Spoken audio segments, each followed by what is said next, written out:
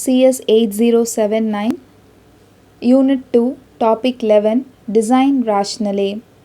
Design rationale is the information that explains why a computer system is the way it is, including its structural or architectural description and its functional or behavioral description. So ஏன் ஒரு computer சிஸ்டமில் ஒரு architectural description இருக்குது, ஒரு functional description இருக்குது அப்படிங்கிற இன்ஃபர்மேஷனை explain பண்ணுறதுக்கு பேர் தான் டிசைன் ரேஷ்னலே. ஸோ இதில் போத் ரிஃப்ளெக்ஷன் அண்ட் டாக்குமெண்டேஷன் வந்து நம்மளை ரிலேட் பண்ணும் design ரேஷ்னலே.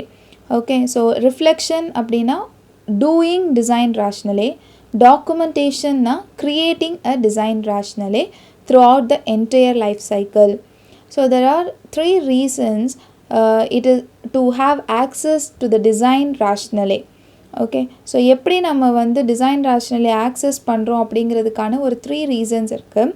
So first reason is design rationale provides a communication mechanism among the members of a design team so that during later stages of design or maintenance it is possible to understand what critical decisions were made, what alternatives were investigated, and the reason why one alternative was chosen over the others.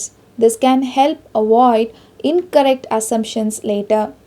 The second reason is accumulated knowledge in the form of design rationale for a set of products can be reused to transfer what has worked in one situation to another situation which has similar needs. And the third reason is the effort required to produce a design rationale forces the designer to deliberate more carefully about design decisions. So in the area of HCI, design rationale again have several reasons. We will see that reasons. The designer is faced with a set of trade-off between different alternatives.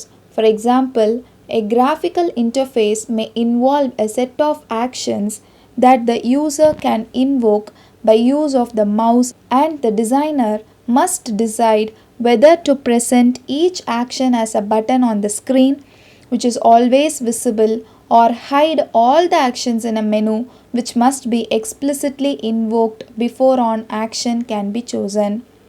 Second reason, if an optimal solution did exist for a given design decision, the space of alternative is so vast, then later it can be determined if she has not considered the best solution or had thought about it and discarded it for some reason.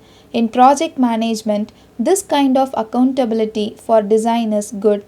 And the third reason is the usability of the interactive system is very dependent on the context of its use. 3 types of design rationale. One is process oriented, second is design space analysis, and third is psychological.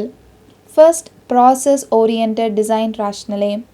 Much of the work on design rationale is based on Rittel's issue based information system or IBIS, a style of presenting design and planning dialogue developed in 1970.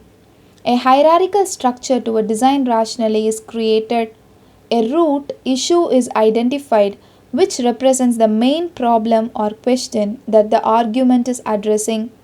Various positions are put forth as potential resolutions for the root issue, and these are depicted as descendants in the IBIS hierarchy directly connected to the root issue. Each position is then supported or refuted by arguments which modify the relationship between issue and position.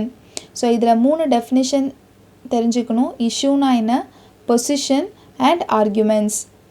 So this is the graphical representation of IBIS which makes the structure of the design rationale more apparent visually in the form of directed graph which can be directly edited by the creator of the design rationale. So this figure gives the representation of GIBIS vocabulary. So that is graphical IBIS. Issue, position and arguments or nodes in the graph. So இந்த கிராஃபில் நீங்கள் பார்த்தீங்கன்னா issue, position, argument இந்த மூணும் வந்து node, and the connection between them are labeled to clarify the relationship between adjacent nodes. Second, design space analysis. McLean and colleague have proposed a more deliberative approach to design rationale, which emphasizes a post hoc structuring of the space of design alternatives that have been considered in a design project. So the approach embodied in the questions, options and criteria, that is QOC notation, is characterized as design space analysis, which is represented in the diagram. The design space is initially structured by a set of questions representing the major issues of the design. Since design space analysis is structure oriented, it is not so important that the questions recorded are the actual questions asked during the design meetings. An option which is favorably assessed in terms of a criterion is linked with a solid line, whereas negative links have a dashed line. So இதை இந்த diagram கூட நீங்கள் compare பண்ணி பாருங்கள், it understand ஆகும். The most favorable option is boxed in the diagram. The key to an effective design space analysis using QOC notation is deciding the right questions.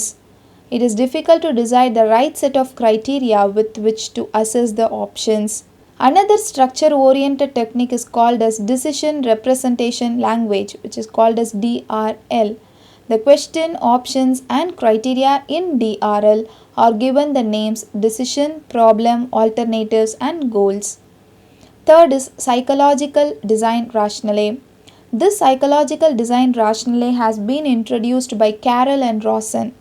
The purpose of this is to support this natural task artifact cycle of design activity. It aims to make explicit consequences of a design for the user, given an understanding of what task he intends to perform. The first step in psychological design rationale is to identify the task. The main task the system is to support is learning how small talk works. So this will perform the programmer to help in learning about the programming environment. The programmer will perform tasks that help her to answer the questions: what can I do? How does it work? How can I do this? For each question, a set of scenarios of user system behavior is suggested to support the user in addressing the question. By forcing the designer to document the psychological design rationale, it is hoped that it will become more aware of the natural evolution of user task and the artifact, taking advantage of how consequences of one design can be used to improve later designs. If you have any doubts, leave your doubts in the comment section. Thank you.